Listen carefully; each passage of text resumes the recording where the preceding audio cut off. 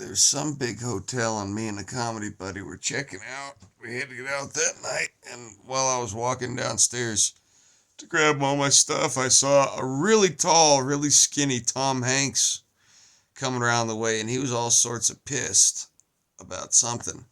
And I knew this guy was probably a Hollywood creepo, because that's how they really are. The bigger they are, the higher the chance they pulled some real shenanigans to get there.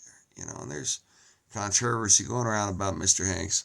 I don't know any of it's true or not, but he was all pissed off. I said, "Hey, man, Jesus loves you." And he was like, and went on his way. And then I was walking back upstairs with my comedy buddies. We were going to hotel rooms to grab all our stuff to get to the next gig or something. And I told him about it. He's like, "Tom Hanks, really?" I was like, "Yeah, man," he was pissed. And then there was a rap group, like 10 guys in some like hip hop collective, I don't know. And he was there to see them apparently. And I said I saw him on the way down and what I did. And they're like, "Oh man." And then another was like, "Well, yeah, he's probably some pedo." And the other rap guy was like, "We don't know any of that stuff. You can't be saying that." And then they had a Zoom call. And he Zoom called because he remembered like 5 or 6 years ago, I wrote something that was in a contest that he had judged. And he said, "Yeah, I remember because I was going to give you an A or a B, but then because of 2 words, I had to relegate it to an F." I was like, "Oh, really? What were those words?" And he said, "proud and tan."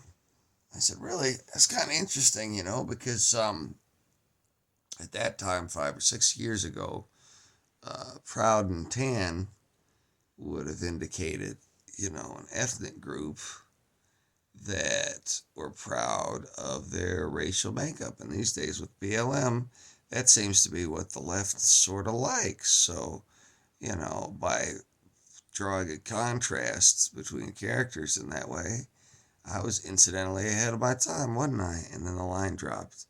He was no longer on the Zoom call. And everybody they didn't know what to do. They couldn't believe it. But, turned out he was a stinker.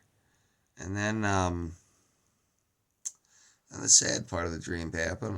I was running around with a gal, and we were just enjoying one another's company, out having drinks late night. And she had a really pretty dress on, and